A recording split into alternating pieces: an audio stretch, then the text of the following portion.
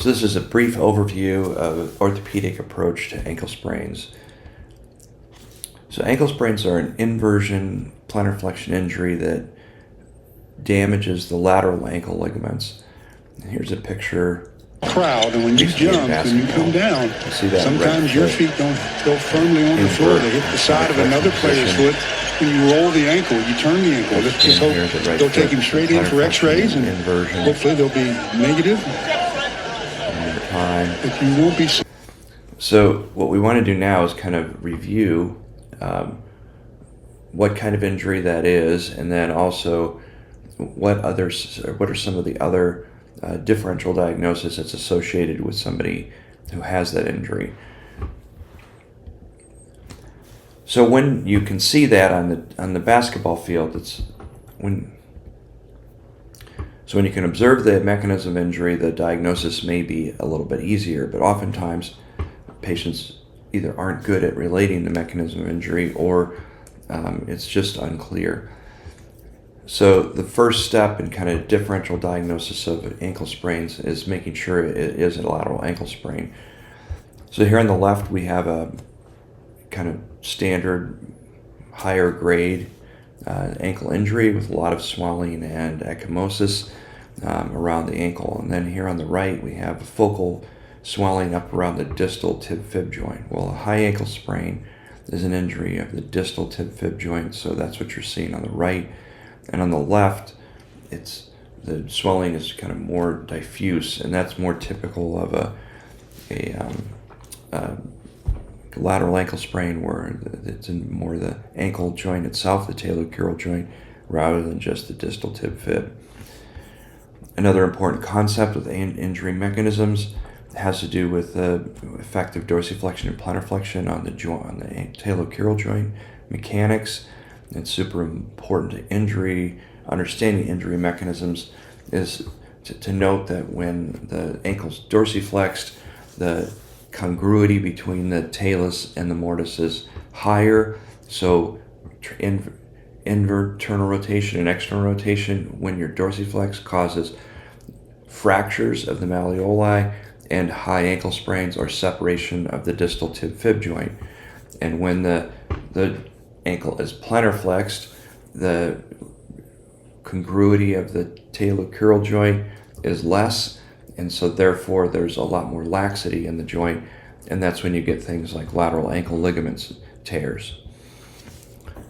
So here's an example of a high ankle sprain mechanism. See the foot's planted, but the heel's up, so the pressure's on the medial side of the foot, and then the person's receiving a blow to the tibia, which externally rotates the foot. Here's another awkward landing, and this person's having, a potential external rotation in dorsiflexion. And so then we look at a list of mechanisms, and from a study on high ankle sprains, what we can see is that most of these mechanisms involve kind of dorsiflexion and external rotation or are unknown. So the special tests for determining if there's laxity at the distal tib-fib joint is this external rotation and dorsiflexion test, kind of reproducing the injury mechanisms. And we see here's a way of quantifying the amount of gapping that occurs at that joint by having an ultrasound probe, and then having the practitioner holds the probe and then dorsiflexes and then externally rotates the joint. And it looks something like this. So this is an external with dorsiflexion without the external rotation, but then as you externally rotate, you can kind of see this gapping. And that would be a stage 3 injury, indicating that the distal tib-fib ligaments are ruptured. Here's another look at the distal tib-fib joint, the talocrural joint. You can see the anterior ligament here, and that's when you have that external rotation, you can imagine the trochlea twisting and the talocrural joint opening up that distal tib-fib joint and causing the rupture. These are some directions for when we practice this in the lab. And another test that helps you identify a high ankle sprain is something called the squeeze test. So if somebody has a swollen ankle, another indicator of a distal tib-fib joint in sprain or a high ankle sprain, is where you squeeze the tibia and fibula together, and that compresses the distal tib fib joint and reproduces pain. It's a sign that they might have a high ankle sprain. So high ankle sprains really are diagnosed by a mechanism of injury, the external and rotation test, squeeze test, palpation, and then you're trying to guess the grade of injury, and this is always difficult in high ankle sprains. Sometimes you need imaging. So the other common comorbidity that occurs with an high ankle sprain or a lateral ankle sprain is a occult fractures. About 11% of people who have ankle sprains also have fractures. So it's not a high incidence, but it's essentially critical that we don't, start rehab on somebody who has a fracture if we could avoid it. So something called the Ottawa ankle rules, and that's what we're looking at here, have been developed to help us screen out the need for an x-ray, so we don't have to necessarily x-ray everyone, because after all, 90% of people don't have these fractures. And so the system goes like this, because we know that where the fractures occur, we know that there's fractures of the trochlea that chip off and cartilage. So we're going to use their ability to weight bear to kind of rule out fractures that are kind of within the talocrural joint. And so the rule would be, can they take 3 consecutive steps immediately, consequential in the emergency room or soon after the injury? And if they can do that, then the likelihood that they have a fracture within the talocrural joint is low. The other places fractures can occur are on the medial or lateral malleoli, so palpation of the posterior distal aspect of those bones. And we can kind of see that shaded here for the lateral malleoli and here for the medial malleoli. If those are pain-free, they don't typically have pain associated with the ligament damage. So if they're painful, then it means that bone might be involved. And then in the foot, distal to the ankle joint, some common places for fractures, especially a lateral ankle sprain, you might get a pull-off of where the peroneus brevis or fibularis brevis attaches on the distal or the lateral, the 5th metatarsal proximal tuberosity here, and that might also be a fracture site. And then on the medial side, it's where the posterior tib attaches on the navicular tuberosity here, and that's shown highlighted. The important thing is that if we're in the malleolar zone and you have tenderness there, then the type of x-ray you want to order is an ankle radiograph. If it's in the foot, well, then the type of x-ray you want to order is a foot radiograph. So where the tenderness occurs or where the signs are positive on the Ottawa ankle rule is determines also what kind of x-ray you get. So that's some background on ankle sprains and differential diagnosis of high ankle sprains and fractures. And now what we're going to talk about is really the standard acute care for a lateral ankle sprain. And just notice that in the evaluation guideline here from Journal of Orthopedic and Sports Physical Therapy, the kinds of things that you're being asked to evaluate, and this is with fairly high grade evidence, with A being the highest, includes things like pain coping strategies, just like for the other problems what we had, experiences of instability and previous history of sprains, their ability to weight bear, and that kind of relates to the Ottawa ankle rules. And then dorsiflexion range of motion, this is going to have to do with function, medial joint line tenderness, and so they're trying to get at that pain due to the fractures that could occur, and then balance and jumping ability. And then finally, they're going to name some special tests that you should know, and that's the reverse anterolateral drawer test, the anterolateral tailored palpation, and then anterior drawer. And so we'll kind of teach those in the lab. So also the assessment needs to be broader, so it kind of takes into account a lot of potential contextual factors, and those are kind of listed here when you can see, under the outcome measures. And We've talked about these a lot. They're the promise measures. And then there's some disease-specific measures here that are options for you.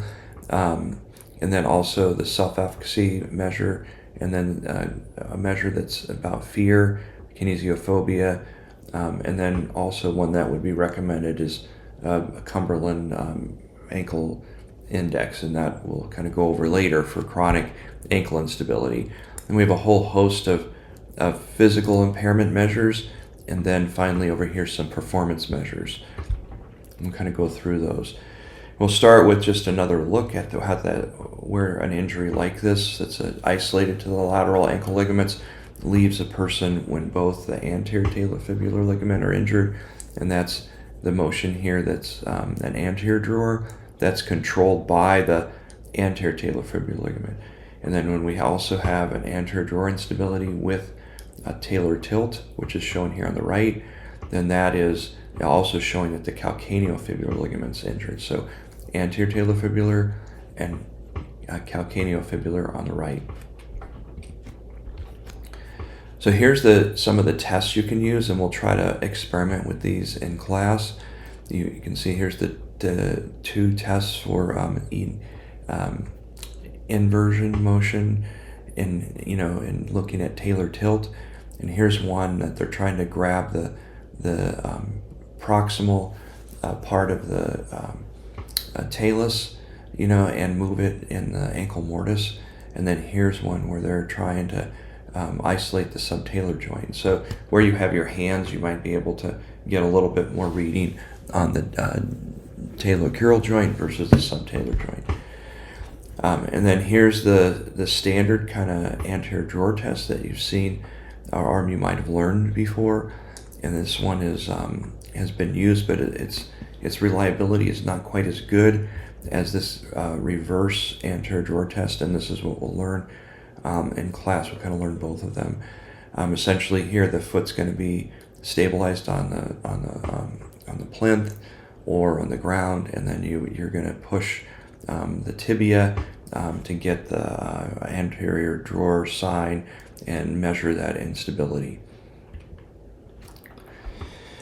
So the treatments that have been outlined, and this is all from the JOSPT ankle sprain guideline that was published in 2021, so it's just 1 year old. What you can see is that essentially all of these different treatments are getting fairly high grades, which means there's a significant amount of evidence behind each one of them. And so it's all the A's and B's you should really pay close attention to.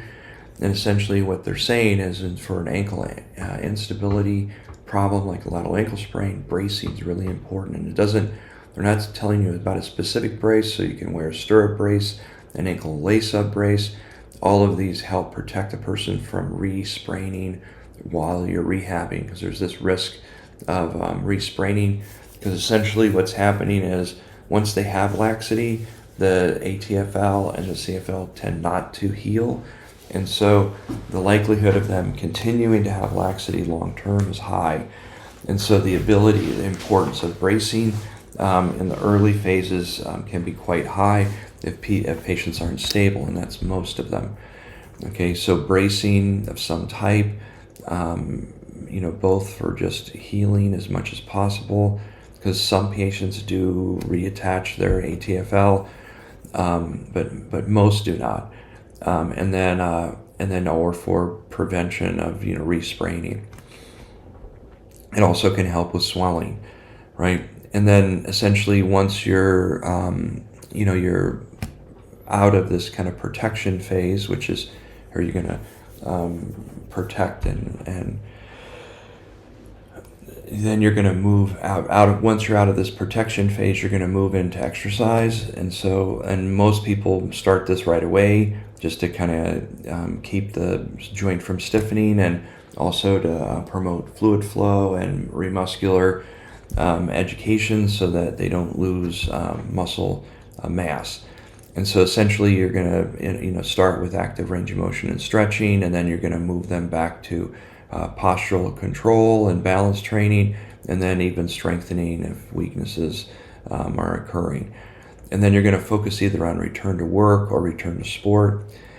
And then for a lot of people, it's effective to blend in if they're coming in for treatment, kind of manual therapies, and especially the mobilization and anterior posterior gliding have been shown to really influence the positioning of the talar curl joint and essentially helping with dorsiflexion range of motion.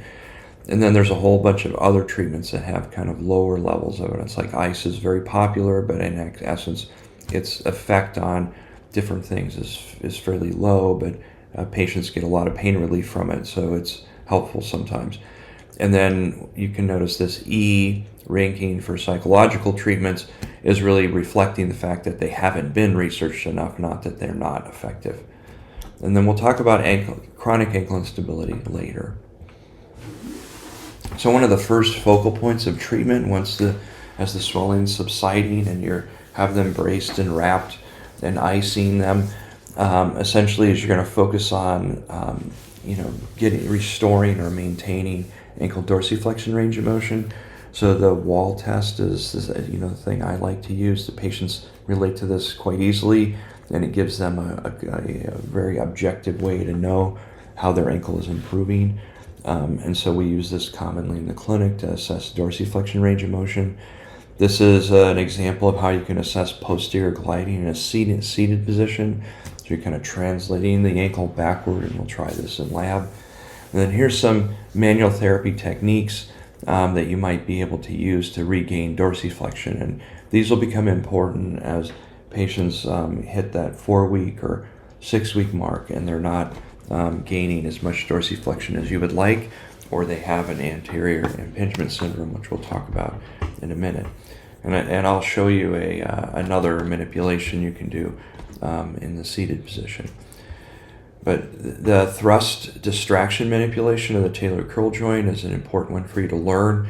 It helps you understand high velocity thrust principles and is very effective early on in stages for ankle injury. So it basically distracts the talar curl joint and can help with a posterior glide or dorsiflexion range of motion. So after that focus on dorsiflexion range of motion, and I didn't want to just exclusively talk about dorsiflexion, but that's typically something that's more difficult to get back. So you're doing stretching in every direction that they have an impairment, but you're really focusing on making sure they get the dorsiflexion back that's equal on both sides. Then you're also going to move to balance.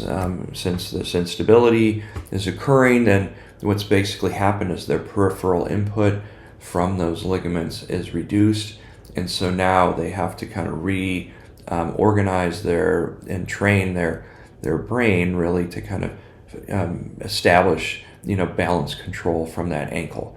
And so the progression is going to be just as you've learned in other classes, this kind of single leg stance on a solid surface, and then you're going to use kind of the BESS test progression where they're going eyes open, eyes closed, and then they're moving to a soft foam surface.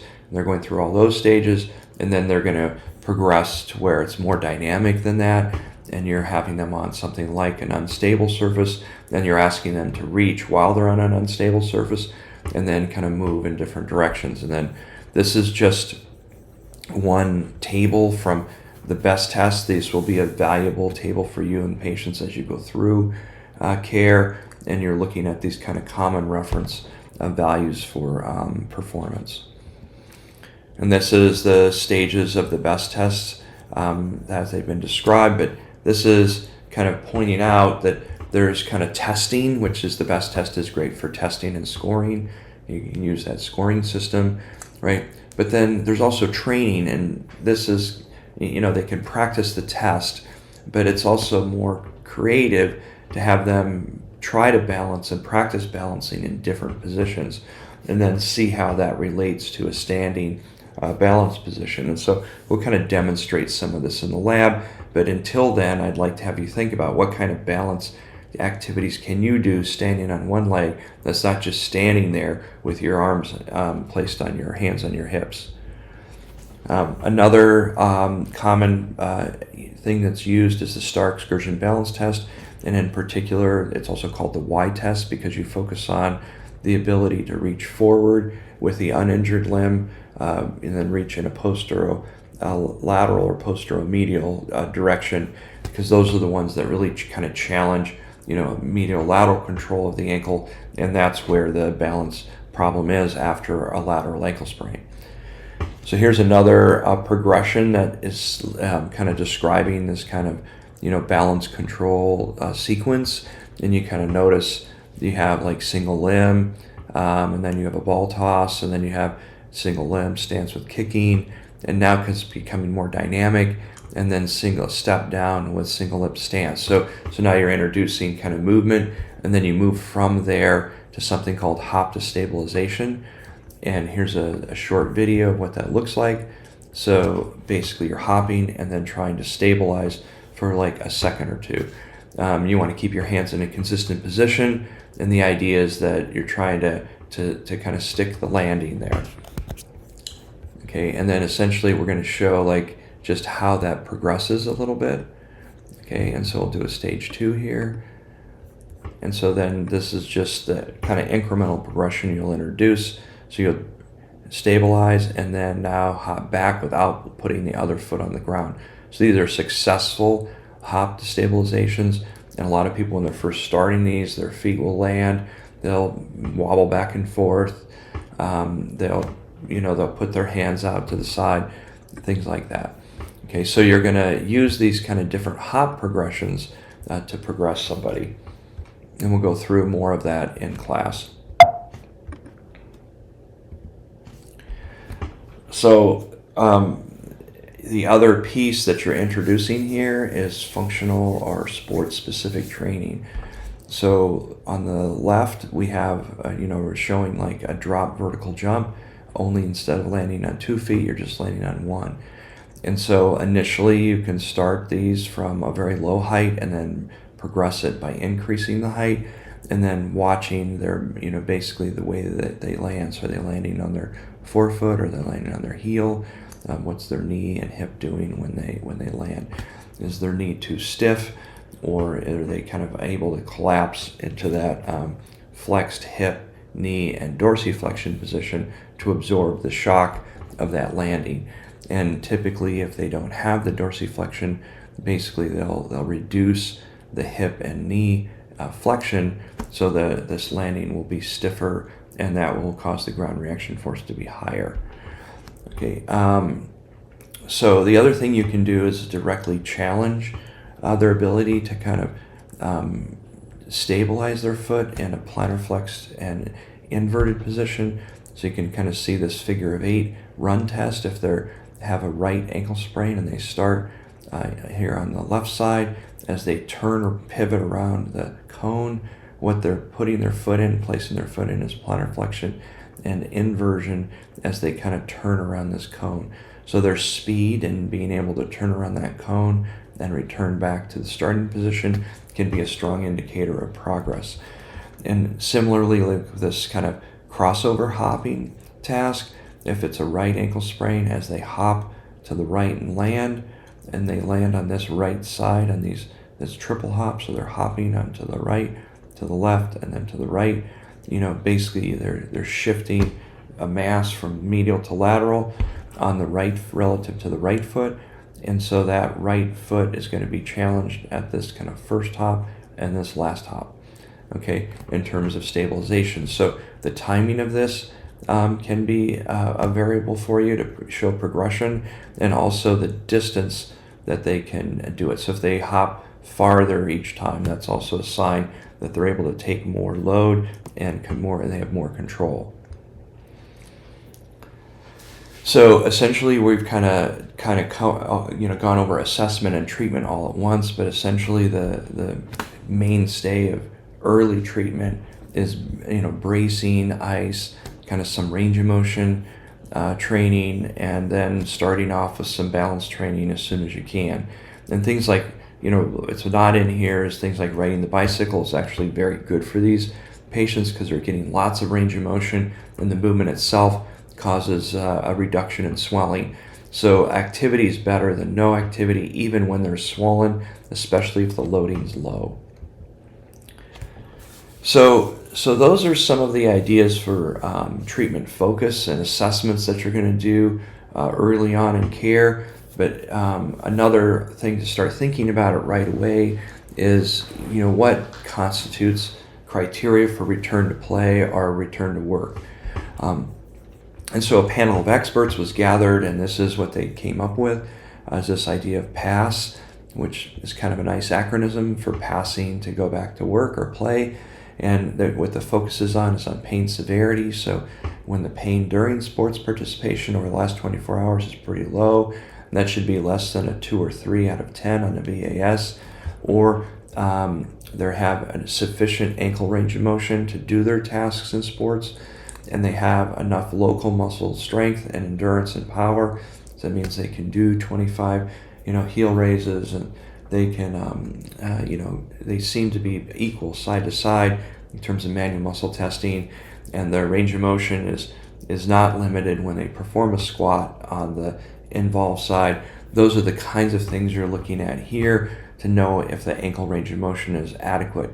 How does it relate to functional tasks, and is the muscle strength adequate? How does it, compare to the opposite side, and are they able to kind of perform the task, simple tasks, with adequate muscle control. And then athlete perceptions, and so this we're going to talk about a little bit more, but on the PROMIS measures and in their kind of self-report to you, are they kind of expressing confidence? Are they talking about the fact that their ankle feels stable, not unstable? And then also, are they telling you that they feel like they're ready for new challenges? Those would be signs that their perceptions are good and they're up to returning to play. Sensory motor control, and this has to do with this whole balance kind of program that we've been focusing on. We know that they have this peripheral damage that they're not going to get back. Those ligaments you typically don't reattach, and so that sensory input that they got from those ligaments before is now permanently gone. And so have they sufficiently reorganized that their kind of vestibular and balance control systems in their spinal cord and brain, they kind of now compensate for that lack of control. And then finally, and probably most importantly, what do they look like when they're doing sports-related tasks, running around the cone, hopping and jumping, an agility ladder maybe, and other kinds of challenging things that you might have them do in training.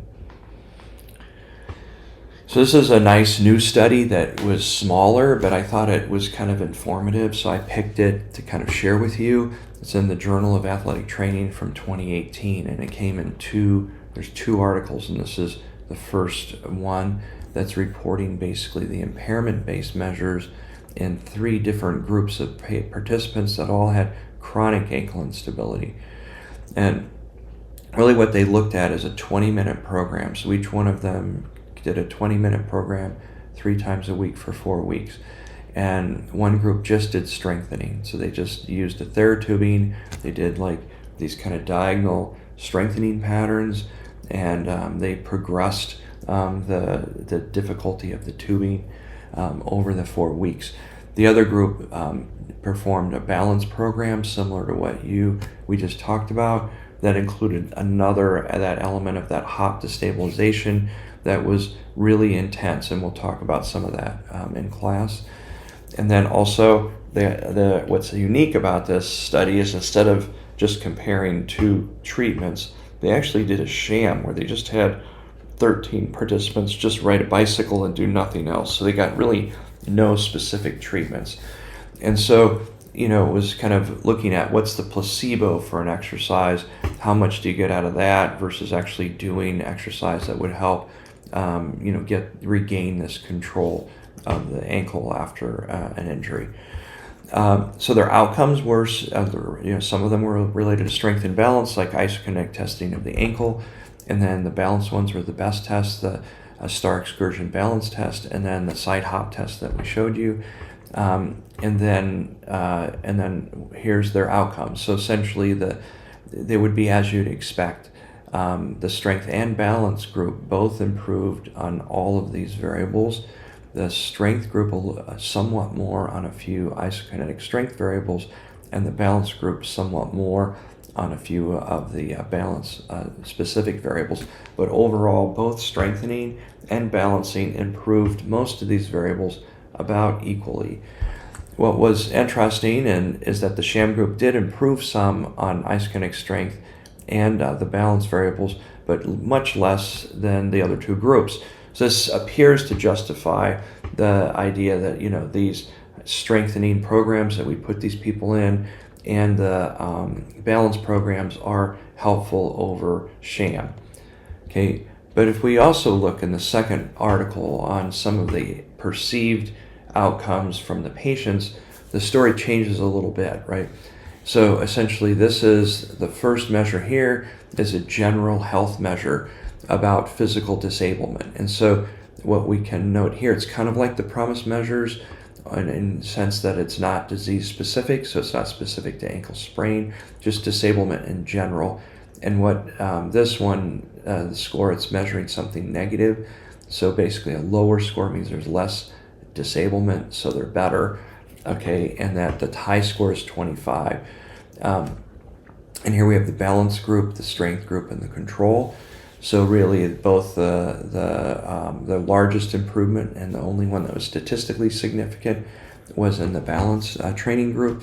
And then with the strength training, it was a little bit lower, and then the control also was a little bit lower, but really they weren't as improved. So this disablement measure suggested that really the balance tasks were better in terms of the perceptions of the patients.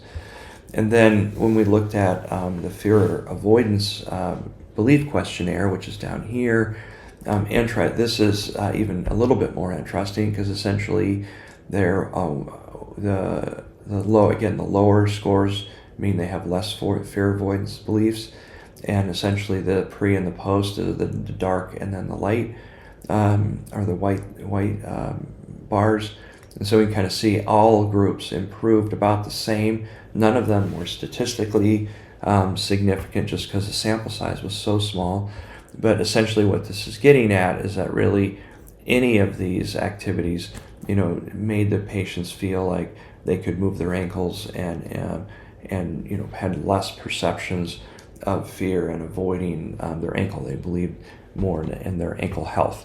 And so just another data point that emphasizes to you as people that are new to this is that essentially impairment measures really measure physical ability and performance, and that outcome measures and questionnaires measure perceptions of physical ability, performance, and fears. And they're really not the same measurements because they give us different outcomes and help us understand what kinds of things we need to do with patients.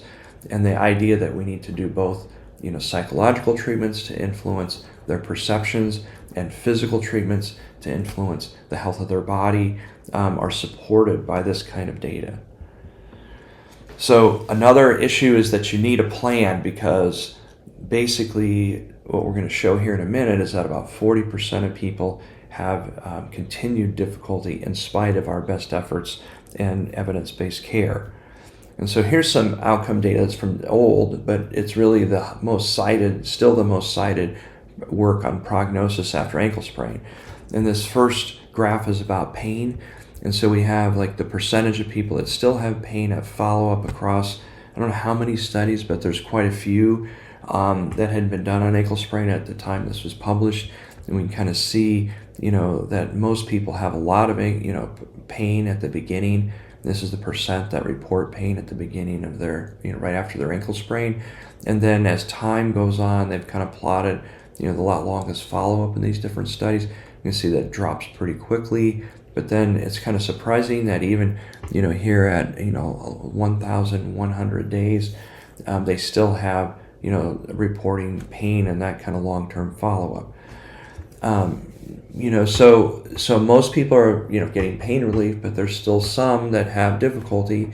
And then here we have, we're getting a graph, same kind of graph, and this is the percentage of patients that are reporting a resprain during the follow-up period. And then on the right, it's the percentage of patients that are reporting giving way episodes. And now we're looking here in the 20 to 30% range. We can see a lot of different studies reporting resprains, and then in all at different times of follow-up. And then here we also have giving way episodes, and this is in the 30, 20 to 40 range up here for the highest percentage. So just a really, kind of mixed bag of outcomes. And then here's people that are just reporting, that they feel that they're fully recovered. And so we're only getting, this is, in the 60 to 70% range. So what this means is that we have at least 30 to 40%. That means 3 to 4 out of every 10 people you see, if they're following these statistics, will continue to have problems at that 4 to 6 week point when you're going along thinking, I'm giving them the best rehab possible. They're going to throw you for a loop and basically not improve as you would expect. That's a lot of people. So, can you predict that at the entry level point? And there are some things that may help you understand who's going to have a poor recovery, but they're really not that reliable. But just so you know, here's some of them, like pain intensity, difficulties weight bearing. So if the weight bearing's not progressing, they're out 2 to 3 weeks and they're still having problems with weight bearing, well, that's not normal. Okay, their range of motion restriction doesn't improve, and their functional ability kind of plateaus. So those things, at early points when they're not really doing things like stairs and hopping and things like that on schedule, well, then that means that that's a sign that they might be pointed toward a poor prognosis. Long term, these are really non-modifiable variables. They're not really helpful to us, right? And then if there's some evidence that a recurrent sprain within 3 months indicates poor prognosis, because remember, the ligaments are gone, and so they don't have that stability from that. So if they haven't regained the neuromuscular control from your kind of balance re-education, well then they may have to wear a brace, or they may need to do more training to kind of try to establish that control pathway, or it just may have to be a brace, or avoid things like basketball to have to avoid those resprains. So that's something that could be real for you and your patients.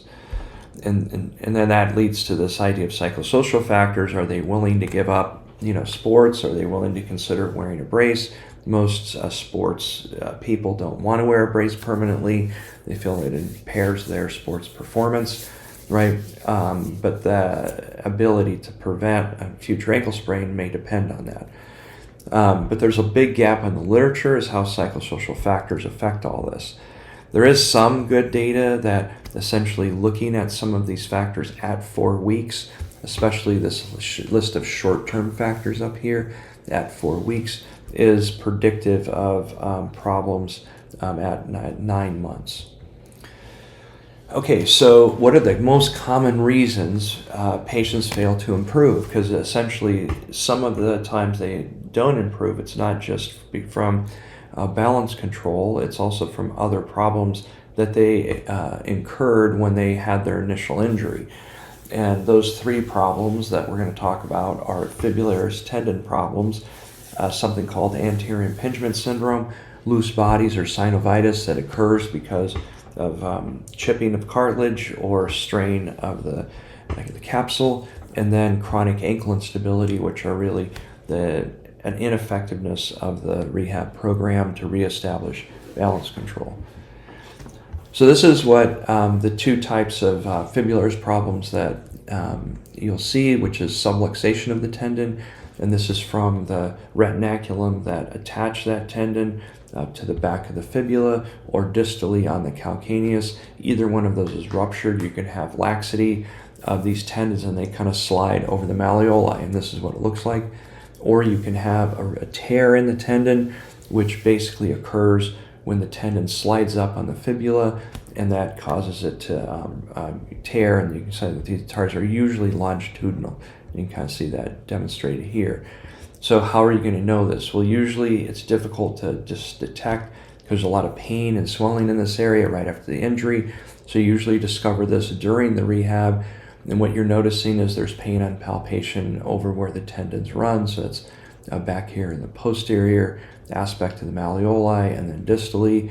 You sometimes resisted eversion in dorsiflexion can cause these tendons to sublux, so you can kind of use that as a test to see what happens. You can also do see if the tendon's tender to tension in either the brevis or the longus. You can plantar flex the foot and then have them evert in that position, and that would isolate those tendons, put strain on them, and then that may cause some reproduction of symptoms. Also, just kind of movements that recruit those muscles, if they're consistently causing pain, that would raise your level of suspicion. Anterior impingement syndrome is a little bit different. In this case, what's happened is scar tissues formed from the injury and the anterior part of the joint, and so now what you're getting is pain along the talar curl joint line. So instead of having pain distal or just anterior to the lateral malleoli, now pain is right anterior to the talar curl joint. And here's an example of a bony extension from the tibia. So this is not just soft tissue, it's bony. And so this has either been there a while, or the abutting of the talus onto the tibia has caused that osteophyte. Essentially, this would be restrict ankle dorsiflexion range of motion. And here's another example. So essentially, these individuals will have decreased dorsiflexion range of motion and very consistent symptoms with dorsiflexion activities. And so, going downstairs, walking up hills, squatting, just pulling their ankle back into dorsiflexion could all reproduce symptoms. And so your attempts will be to regain dorsiflexion with these individuals. And if that fails and it's a soft tissue injury, then what you just should know is that ankle arthroscopy is very effective for a impingement type problem, and so that might be something to consider. So another common problem, and this might be the most common, is either synovitis or loose bodies that kind of end up floating in the joint, and these can occur from bony problems like we see here on the medial part of the trochlea, or they can occur from chips of cartilage that come off when they experience the ankle sprain. And so here's an example of just kind of a floating loose body in the ankle joint. Right. Now, what's important is that if they're cartilage, and this is critical, then they're on the initial X-ray, if you end up getting one at that early point after their injury, it won't show up because cartilage doesn't show up on radiographs. But what will happen is it'll ossify just enough that it will be radio-opaque about 4 weeks or longer. And so when somebody has a loose body and they have signs, which we're going to go over in a minute, then what you want to do is recommend that they return for a consult and consider a second radiograph. So loose bodies are bone or cartilage that are floating in the synovial fluid of the ankle joint.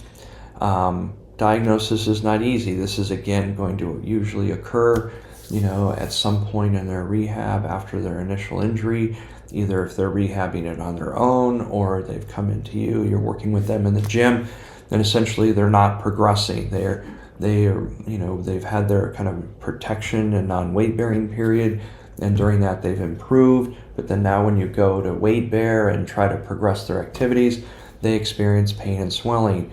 Their range of motion tends to improve when they're not as active and then decreases when they're more active.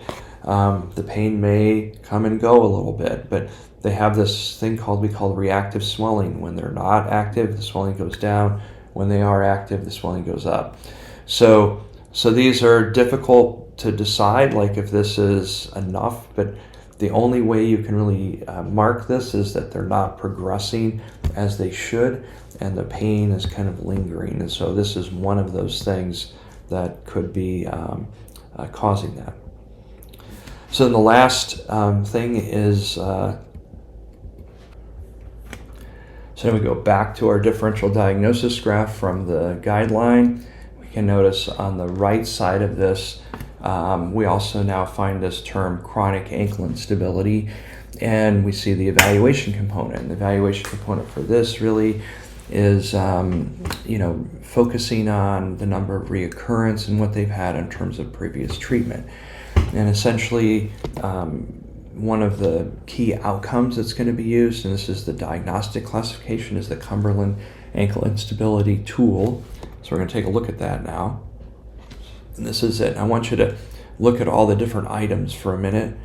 You kind of see one is pain, and then the second has a feeling and sharp turns, stairs, and standing, and just feels unstable when, and then they have, I guess, some activities associated with that.